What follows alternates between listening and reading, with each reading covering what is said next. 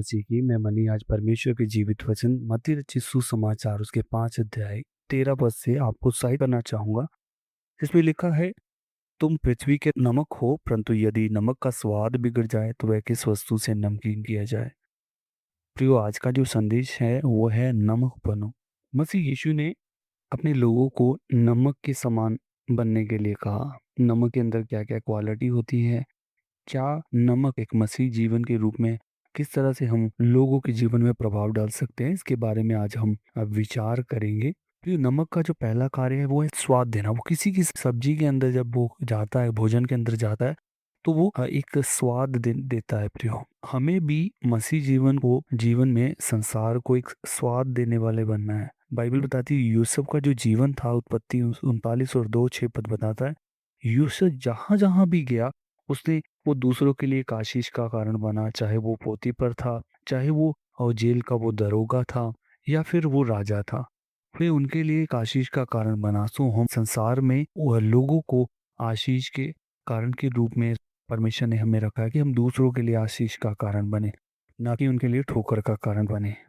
नमक का जो दूसरा कार्य है वो शुद्ध करता है।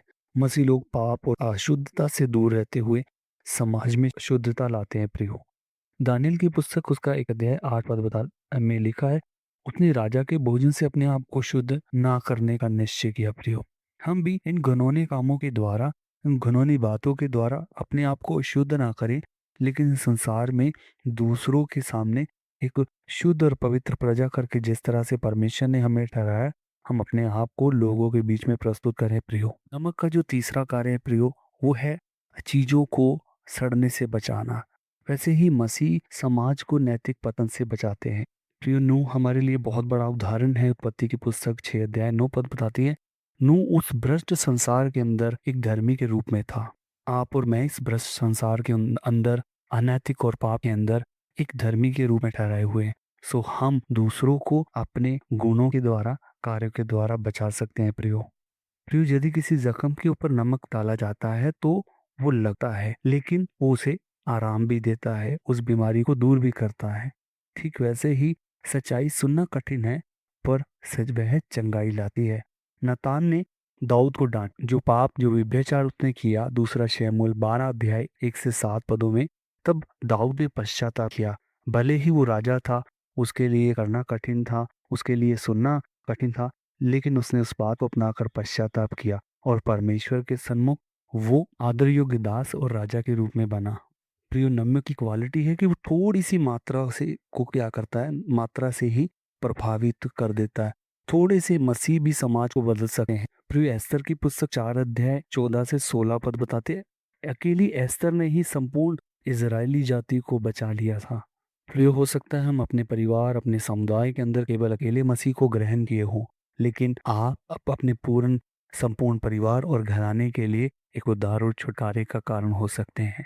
नमक बलिदान में उपयोग होता था। प्रियो, ले व्यवस्था 2 अध्याय 13 पद हमें बताता है, वहां पे लिखा है, तेरे अन्न बलि की सब बेटे नमक में डालना चाहिए। तेरे अन्न बलि की सब बेटों में नमक डालना तेरे लिए उचित है। नमक परमेश्वर के साथ वाचा का चिन्ह था। आज आप और मैं मसीह में एक वाचा के अंतर्गत है। तो हमें अपने आप को इस संसार से, बुरी बातों से बचाकर दूसरों के लिए एक आशीष का कारण रखा है। प्रयोग बताती है, यदि नमक का स्वाद बिगड़ जाता है तो वो किस चीज से नमकीन किया जाए।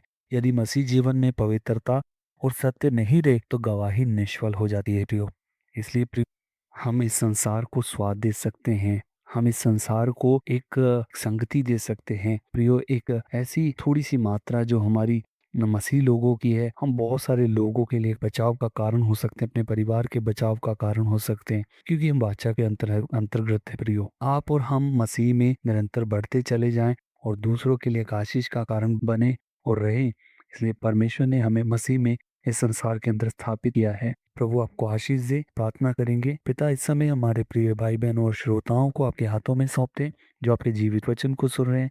अनुग्रह और दया करें, इसी तरह से वो मसीह में उसके बलवंत प्रभाव में प्रभु निश्चिंत है। प्रभु अपनी उस वाचा के अंतर्गत रह के अपने कार्य को पूरा करें, अपनी बुलाहट को पूरा करें और दूसरों के लिए आशीष का कारण बन सके। यीशु के नाम में प्रार्थना मांगते हैं, आमीन।